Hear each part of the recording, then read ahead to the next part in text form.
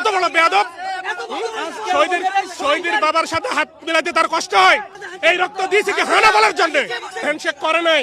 উনি বলছে যে কোনো কথা শোনা হবে না, হ্যাঁ অথবা না বলেন। আমরা কি হানা করার জন্য আমার সন্তানদেরকে শহীদ করছি এখানে? আজকের যে অনুষ্ঠান করার জন্য, হা অথবা না করার জন্য, আমরা বলছি যে হা এবং না করার কোনো প্রশ্ন ওঠে না। এখানে আমরা আসছি আমাদের দাবি নিয়ে। জুলাই সনদ ঘোষণার আগে আমাদেরকে কনফার্ম করতে হইব যে এই জুলাই সনদ ঘোষণার আইনি বৈধতা এবং সংসদ নির্বাচনের প্রথম অধিবেশনের প্রথম দিন থেকে ওইটা কার্যকর করতে হবে। পুলিশের পক্ষ থেকে আমি ইয়ামিনের বাবা হাত দিয়েছি হ্যান্ডশেক করার জন্য, উনি হ্যান্ডশেক করে নাই। উনি বলছে যে কোনো কথা শোনা হবে না, হ্যাঁ অথবা না বলেন। আমরা কি হানা করার জন্য আমার সন্তানদেরকে শহীদ করছি এখানে? এই রক্ত দিয়েছে কি হানা বলার জন্য? কত বড় বেয়াদব! শহীদের বাবার সাথে হাত মিলাতে তার কষ্ট হয়। তার মানে এখানে অবস্থান করবেন? অবশ্যই আমরা অবস্থান করবো। আমরা যতক্ষণ না আমাদের যে দাবি আছে সেটা তারা নিশ্চিত করা হবে। দাবিটা হচ্ছে জুলাই সনদকে আইনি হবে। শহীদ এবং আহত যোদ্ধাদেরকে সমস্ত প্রকার নিরাপত্তায় যে বেয়াদবগুলো যেগুলো আসতেছে, এরকম বেয়াদব বাংলাদেশে প্রচুর রয়ে গেছে।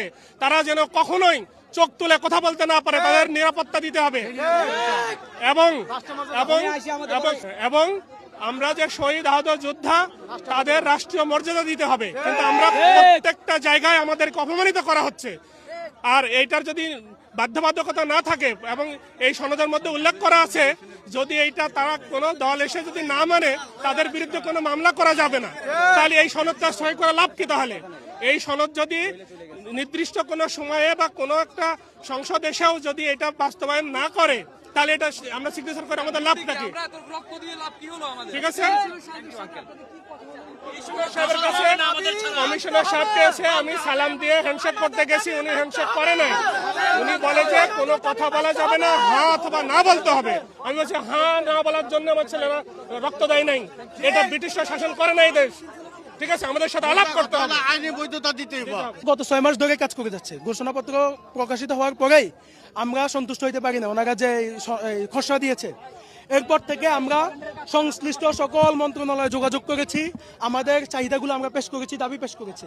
রিসেন্টলি গত 13 অক্টোবর আমরা বিশাল একটা বিক্ষোভ মিছিল করেছি শাহবাগ থেকে সচিবালয় পর্যন্ত।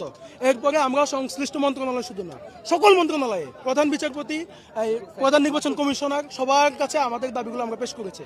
আমাদের দাবিগুলো ছিল জুলাই আন্দোলনের যারা